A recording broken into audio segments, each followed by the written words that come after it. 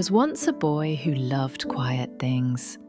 The sound of wind in the trees, the glow of mushrooms at night, and the way shadows dance beneath the stars. On this particular evening, he wandered deeper into the forest than ever before.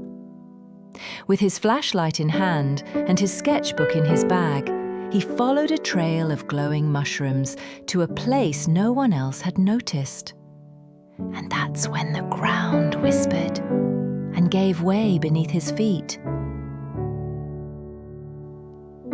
Once upon a quiet evening, a boy wandered through the forest, his flashlight flickering and his satchel bouncing at his side. He loved to find glowing mushrooms and sketch them in the moonlight. But tonight, the ground opened beneath his feet. The boy landed softly in a place no one had seen in 100 years. A castle buried beneath the forest. And there, floating quietly in the shadows, was someone watching. The little ghost didn't speak, not at first. But he didn't float away either, so the boy smiled, and together they began to wander the halls. The castle was dark and sleepy until the boy lifted an old lantern. Whisp floated inside it, and a golden glow flickered to life. In the castle's dusty kitchen, something magical happened. Toast hovered, jam sparkled, and spoons stirred all by themselves. The boy laughed, and so did Whisp.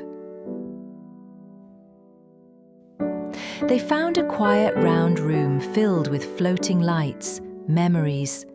One showed Whisp as a child, laughing, dancing, alive. The boy found a broken bedroom, cold and empty. So he gathered moss, mushrooms, and old blankets and built a bed for a ghost. In a grand ballroom, the boy wound up a music box. As the notes floated through the air, Whisp began to dance, slow and glowing, like a dream. They sat beneath a broken glass ceiling. The stars twinkled above, and the castle glowed with life once more. "Will you come back?" Whisp asked. The boy smiled. "Always." That night, the boy curled up under a blanket of moss and dreams. And Whisp, glowing beside him like a lantern, knew he was no longer alone.